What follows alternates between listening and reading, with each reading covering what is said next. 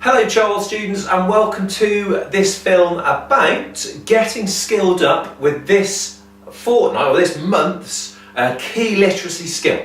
And the key literacy skill is choosing words carefully and with precision to show exactly what you mean to say. And of course this is something which applies across lots and lots of different subject areas.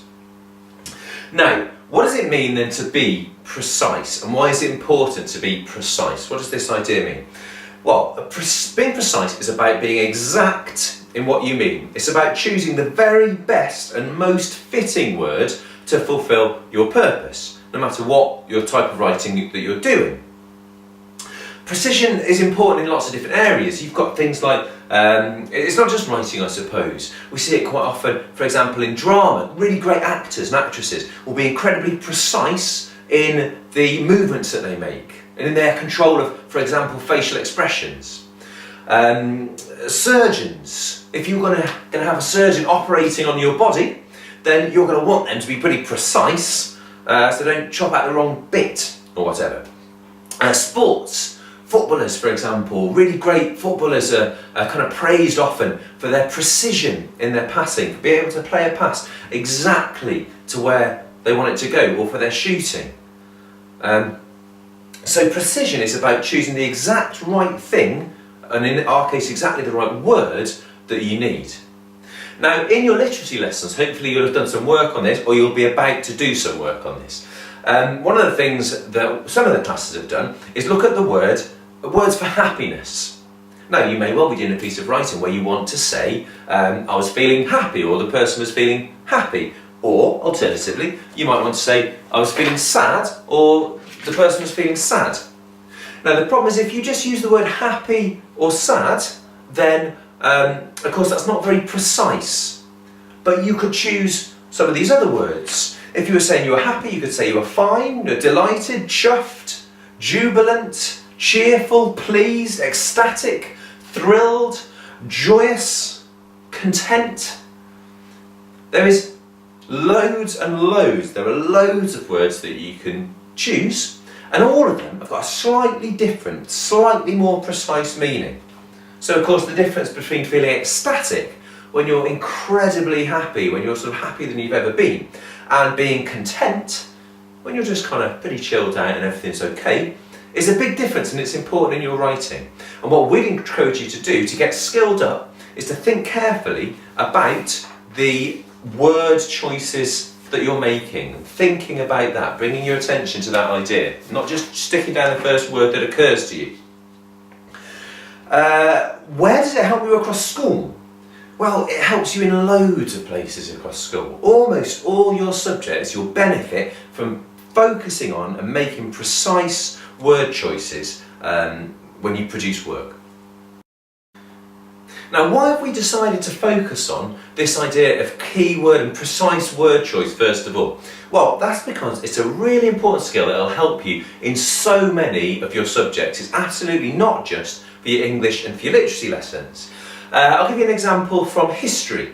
One of the things you learn about in history is about the causes of the First World War. What happened? What were the situations to start this conflict off? Now, one of the things that a student might write about that is they might say, which is true, in 1914 Archduke Franz Ferdinand was shot, and that helped start the First World War.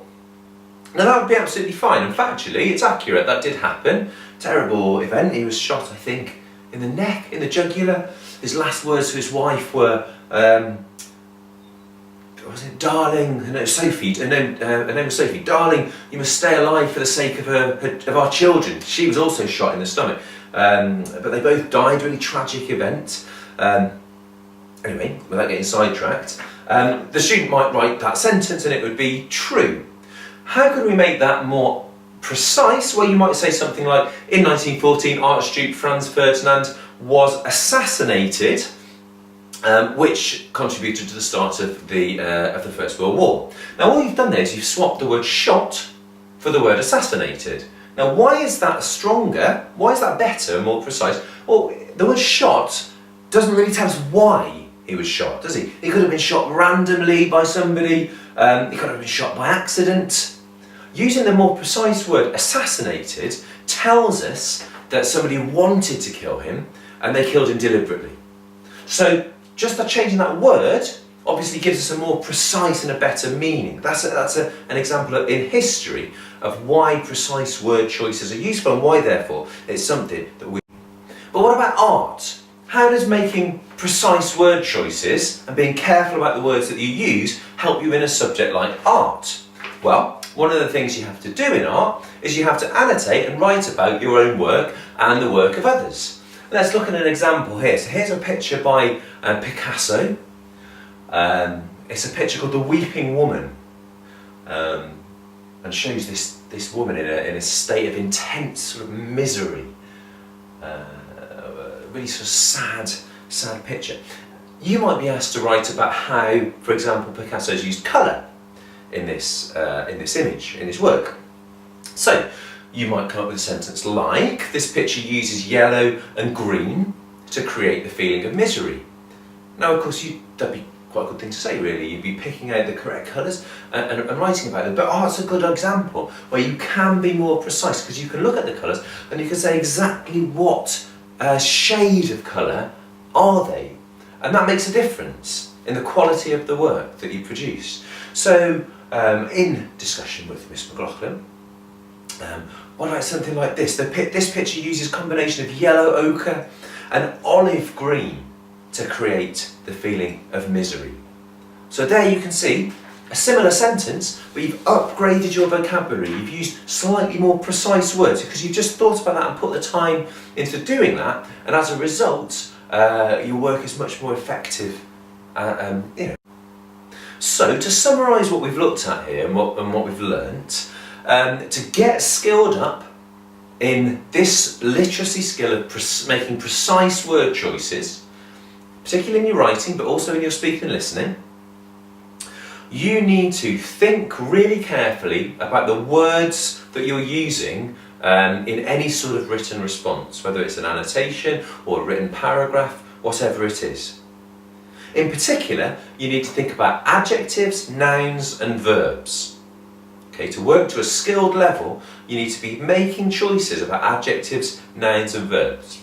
Adjectives, of course, are describing words. So, for example, you might say a red cushion. Red would be the adjective. Nouns are the things themselves. So in that example, cushion is the noun. And verbs are active words. Verbs are doing words.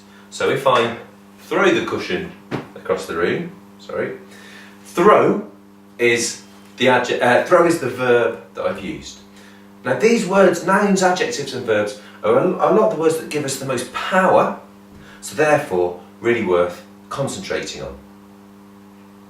Secondly, what you need to do to make your words more precise is to use, learn and know the subject-specific keywords, the keywords which apply to that subject in particular.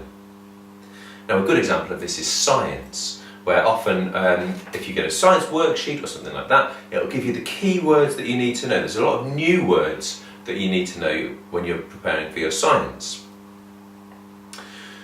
Finally, we'd stress to you the importance of editing your work. That means when you've finished a piece of writing, rather than just getting out of the way as quickly as you can and handing it in, go back and look for the nouns, adjectives and verbs that you've used and see if there's any that you can improve, that you can upgrade, that you can change. Really good writing requires really good editing and checking your work through to see if there's any bits you can improve. Look out, by the way, for our green pens idea that we've come in, where you'll all get a green pen to try and help you do that.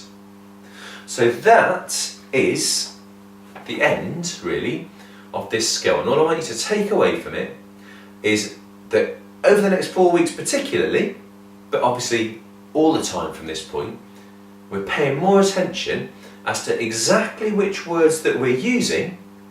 Are they precise? Are they the best words that we can be using to fulfill that purpose? Right, now you need to make a choice. You can either stop there, write up your notes and have them ready to take to your literacy lesson, or you can move on. If you think you've grasped that quite clearly and you understand all that, move on to the Exploring Excellence video, which will look at how you take this skill and become a really fantastic writer in all your sort of different subject areas.